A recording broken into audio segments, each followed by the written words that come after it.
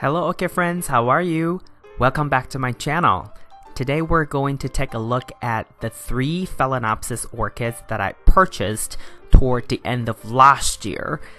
I remember when I made that video, it was toward the end of last year and I was really making a promise that it'll be the last orchid haul for 2017. And it was, because I believe I purchased them on the last date of 2017. So that was a very easy promise to keep. If you are watching my video for the very first time, my channel is all about orchids. From what orchids I have, how I grow them, my thoughts on certain orchid topics, to what orchids are blooming, or tricks and tips that I learn from other orchid hobbyists, etc. So if you want to follow along my orchid hobby adventure, please consider subscribing to my channel and turn on notification. And if you missed that last video, I will put a link down below, or at the end of the video you can click and watch the video.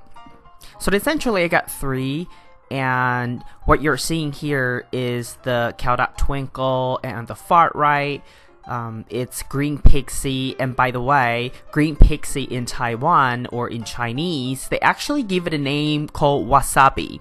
And if you're into Japanese culture or Japanese food, wasabi is basically the spicy stuff that you put into the soy sauce before you dip your sushi or sashimi into the soy sauce. So that, I thought that name is great because wasabi, its natural color is almost lime green or Granny Smith apple green. So I thought they gave wasabi, this orchid, the name wasabi was just so clever. What I have done for this particular update is that I took pictures of each one of these orchid as they open their blooms. And for the rest of the video, you're gonna see many pictures of these individual orchids, you know, from the Green Pixie to the one in the middle, no ID, but it's also a very charming little flower, and then the Cowdot Twinkle. They're all opening more flowers, but some of them are struggling a little bit, and you would see what I mean as we get further along into this video. And before we get to the picture section of this particular update, if you have any Trader Joe's nearby, please go to them when you are considering buying more orchids. They have been upping their games in terms of orchid selections, and more of their orchids are coming with tags. Sometimes the name don't really make sense, but at least they're telling you that what they are, or at least a number.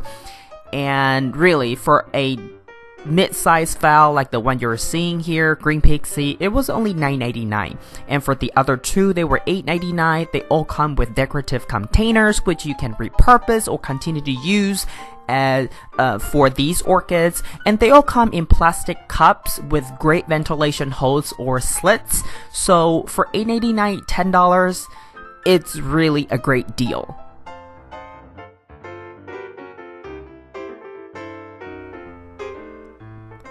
So for the Green Pixie, 2 more buds have opened since I purchased it, and it's still going really strong. Even though there's no fragrance, it's just always a pleasure to stare at this particular orchid because it's lime green color. Green, any shades of green is my favorite color, and this orchid somehow speaks to me in a very special way. So I really enjoyed it. But the last bud on the spike is blasting, or has blasted, because it's winter time in my area, and it's just been a very big fluctuation for the temperature, and it's kind of tricky to keep humidity level constant, because sometimes when your temperature is so low, you really don't want to have high humidity. So overall, it's been a challenge, and I'm sure many of you have had the same experience. when you buy orchids and you take them home after a while, even though you may not move them around, but their buds would blast because change of environment, change of humidity, or temperature fluctuation. And that's what's happening here. So unfortunately, the last bud on the flower spike has blasted, but I'm hopeful that the other 2 buds will continue to develop and eventually bloom. And here we are looking at the second Phalaenopsis orchid. This one is no ID and it doesn't have a tag. But the reason I bought this one is because out of the same kind of orchid, this one is the only plant that has the best root system and the only plant of its kind that has 2 flower spike. But you can see this plant was in many buds, and only had 3 or 4 flowers blooming. For me personally, this is a little too early for me to bring it home, because I've had previous experience where I've bought orchids with many buds, but none of them made it once I took them home because of change of environment or humidity or whatever, and they all blasted. This one, it has really good root system, and some of the roots are basically coming out of the plastic cup with lots of ventilation hole, which I love. But this one, I think, is going to be a great candidate to be converted into full water culture, given its roots thickness and also the vigor that I'm observing.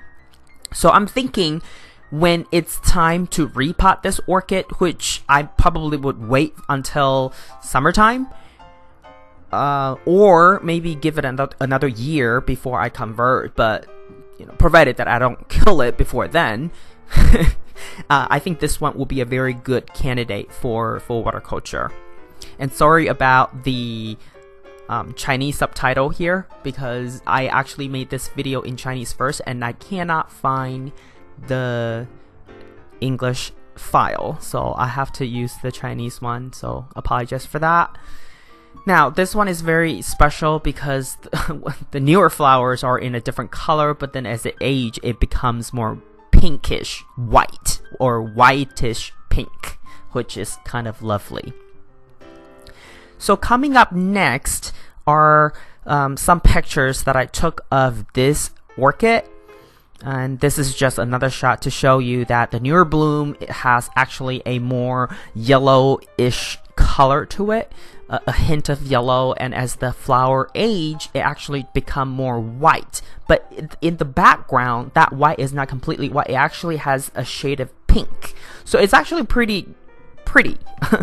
But now you see at each flower spike, or the tip of it, the last bud, all have blasted. All the last bud of each flower spike or branch have blasted, and I really just think that it's because change of environment or temperature fluctuation, because it's wintertime here, even though I try to keep my environment temperature really constant. So it's been a challenge for this one, but I think I've done pretty well for that one, considering there were so many more buds that were still developing when I took this one home.